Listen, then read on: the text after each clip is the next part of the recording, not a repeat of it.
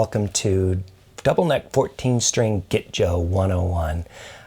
Inevitably, after all of our concerts, someone will come up to me and they'll look at me and they'll look at the guitar and they'll say, why? Why are you doing this?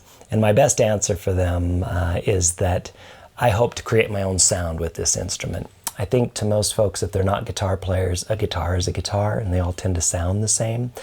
And I wanted to create my own voice, hopefully, and with the help of wonderful world-class luthier, guitar luthier Denny Stevens from Oregon, I've been able to achieve that. This instrument I had built back in 1991. Again, I call it my double neck 14-string Get Joe. Each neck has 7 strings, but the 2 necks are strung differently from one another.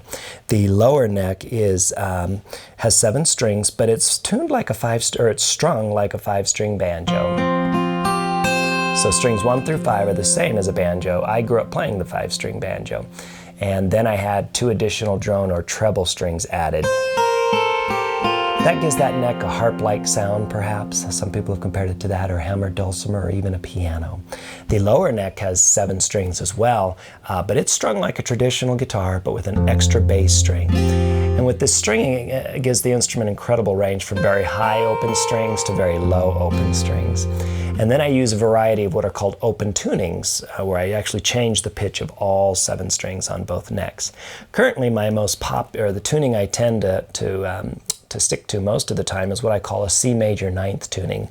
The first string is actually a D, tuned to a D, then C, G, C, G, F, E, and I have almost an entire major scale there.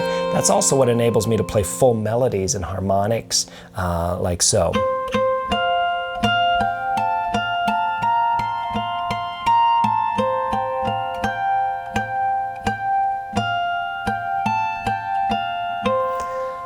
That's the Get Joe neck, half banjo, half guitar. The other neck is like a traditional guitar, same with an extra bass string, and I use an open tuning of C major 9th on that as well. It is D, C, G, C, G, F, C.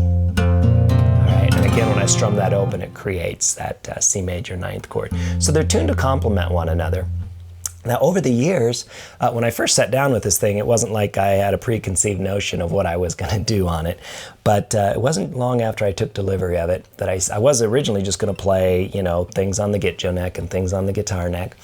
But it wasn't long when the wheels started turning, and when Denny had designed this V shape, I realized that with the strings being this close back together, I might be able to play both necks at the same time. So the technique I've developed over the years uses a variety of guitar techniques. One's called a hammer-on, where I can actually hammer on any string, on any fret to get any note, no matter what.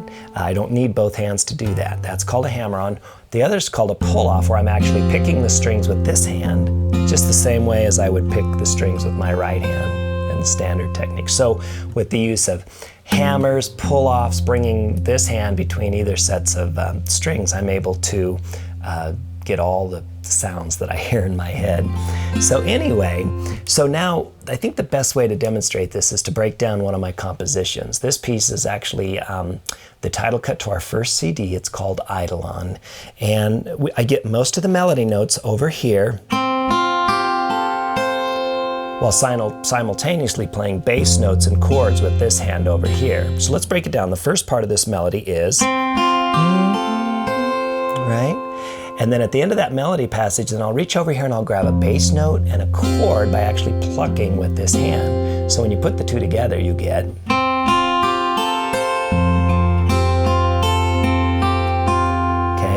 Then the next part is I'll do a hammer-on,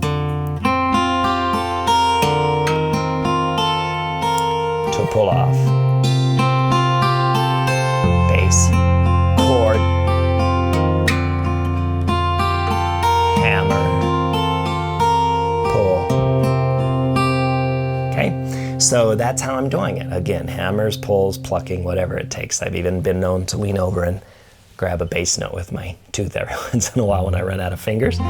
So anyway, now with that in mind, I'll play a little bit of Eidolon and just kind of watch how both hands go through between getting the melody and chords.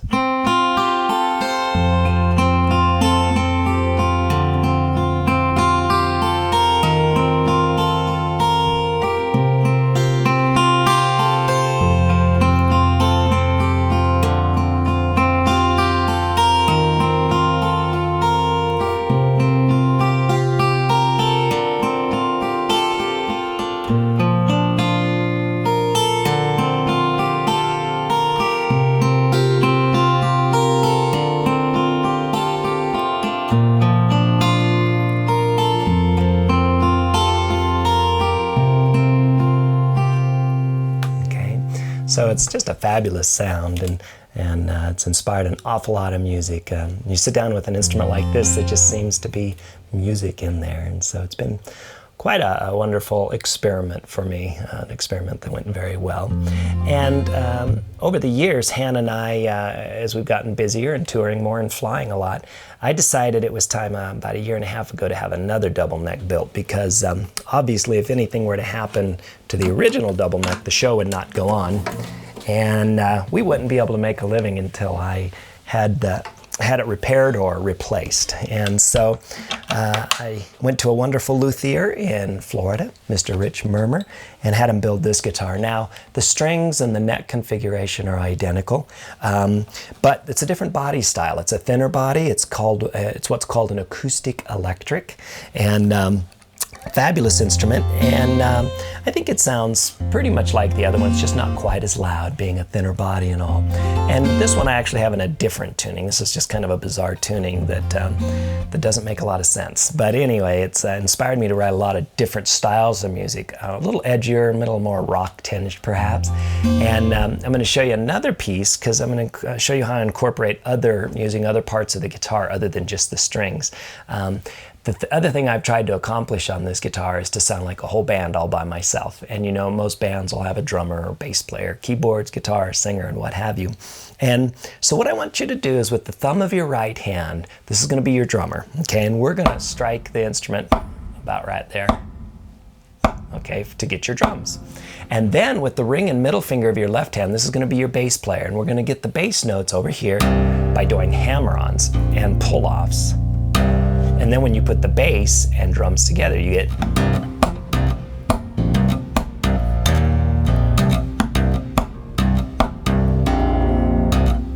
Okay, now we need melody. As far as I'm concerned, you don't have music if you don't have melody.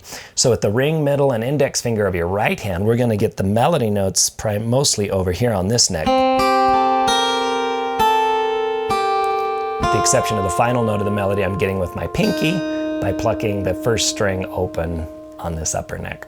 So I hope that makes sense. When you put those all together, got your melody, boom, boom, boom, hammer, drum.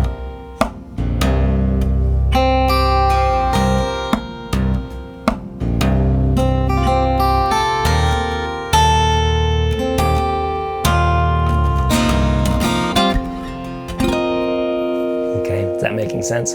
So I will leave you with a piece from our Live to Dance CD. This is what I was just breaking down the parts for you. This is called The Final Frontier, and please join in if you feel so inclined, and hopefully we'll see you somewhere down the road.